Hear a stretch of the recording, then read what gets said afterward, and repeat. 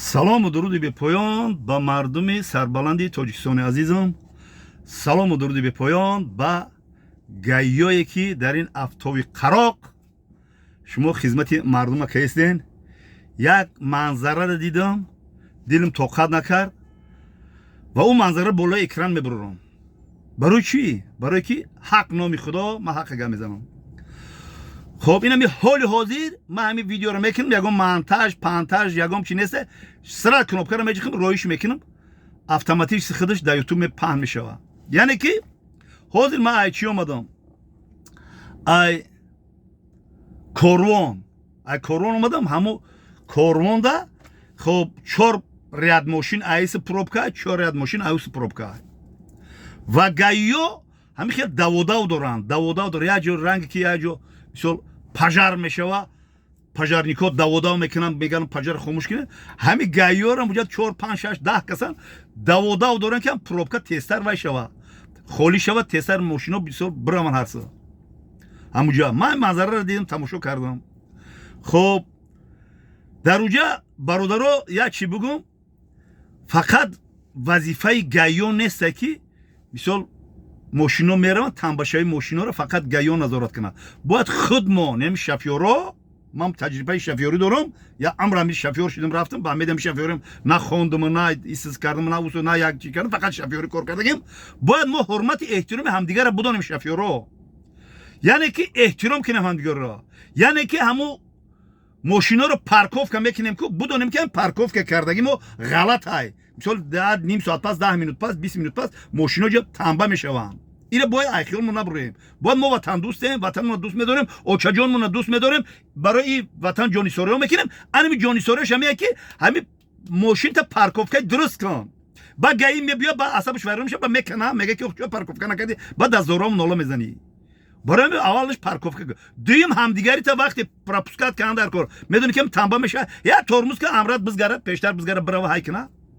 این همه حرمت احترام بین شافیورا باید باشه که همین یکم تنبره کی میکنن. همین ما و شما پروبکار ما و شما میکنیم. برای احترام نمیکنم دیگرمونا تستر بره میگه هیچ جوره نمیگیرین. یگام سرشوی نیست ای چشم آدمی زود. من نکر 64 رفتم همون رنگ همون 18 سالگیم کار کردم. نه که همون کوسه اوقات ما همون زندگی ما همون کارا. برای همین احترام همدیگه رو بدونید. این وطن این ملت این سرزمین دوست بداریم احترام کنیم. فهمیدین؟ ما همین نصیحتی بابیگی همیه. شما جوانو بسیار نصیحتگرین.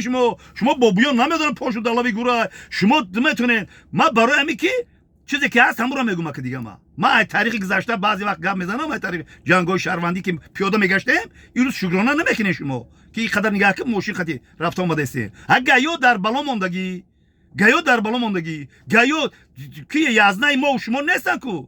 خیلی یازنه همون مثل 3-4 آدم هست. یعنی که یازنه پول یعنی راننده‌های تاکسی و راننده‌های ماشین ماده نیستن که یازنه که یازنه‌مون نیست که قدر مثل نازونست کنیم.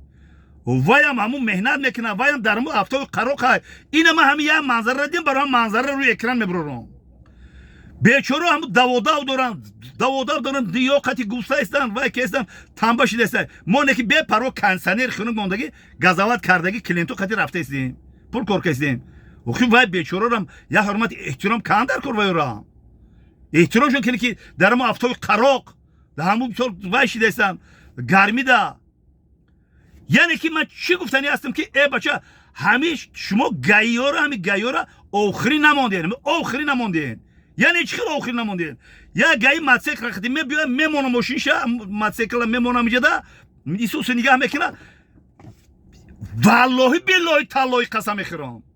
جوانای خیلی همین وای بچه همین خیلی شری نرای میگیره این ماتسیکلش اینم اوانی خیلی میگیره بقلش کرده میگیریم خیلی هوی میکنه خدا شاهده هوی میکنه همون گایی میگه اینم خیلی بخیر میگه بخیرم که نگاه میکنه ماشین جاب نروشن کرد همین بقلش کرده محکم میکنه بود همین جوش میمونه همون قرط آوا نمونده یعنیش که بخیره وای. اگر فرزندی من میشید میگفتم ای وای این چی بلو خیلی آخری نمیمونم فرزندی مرا. یا گایو پدر مادر بابا و بیبی زوجه مهربان فرزند ندارن که این قدر مهنت میکنم با کم اگر گپ زنی تو میگن تو پشتی گایو رو میگیری تو چاپلوسی سر تری برای چاپلوسی سری قبری دادا تا چاپلوس وقتی گپ حق داری چاپلوس میشه وقتی پیشوی وطن گپ داری چاپلوس میشه وقتی که حق روی اکرام برای چاپلوس میشه مرن باورستون خاین ملت مرن باورستون غیر اینم خیلی آخری نمونده اینم غیر آخری نمونده کی همین تو بگی او هم خیلی بگی خیلی او بگی اگر هم پجر شو اول او هم خیلی پجر شده سای باید بردی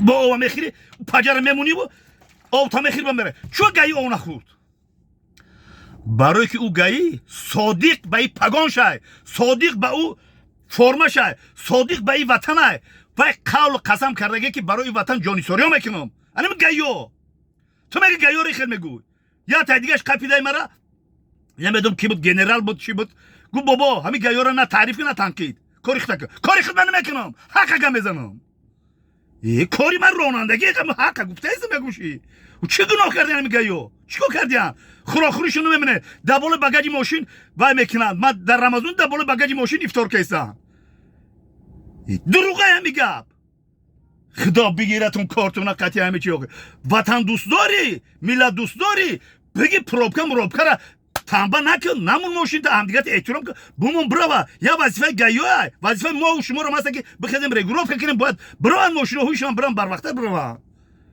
اینا می گپی حق بود اینا می گپی حق نامی خدا حق ما گم بزنم غیر آخری نمونده بیچاره تکرارم شوه او نوریخته دادهانش بود بخلشگر محکم کرد چه علامت میکنه چه خیلی شرمردی وطنه چه خیلی برای این وطن برای این لباس برای پگان جانی سوریا میکنه که ما همین کار کنم که داخل ما گم نشوه این همی برای گایو رو کو باور که باید بالاگذار باشن گایو باید حرمت احترام کنیم گایو رو باید ما همین چه قانونه که میگن چه گپه که میگن باید ما اجرا کنیم با فایده ما و شما اینه تنباشوی رها نه اگجو پیدا میشه با میگم با خیلی بیا ویدیو بابیگی کردم فقط وجود رقم قطعی ما اگر ویدیو فقط وجود رقم قطعی نکنم الله مهربان من خاری دنیا و قیامت کنه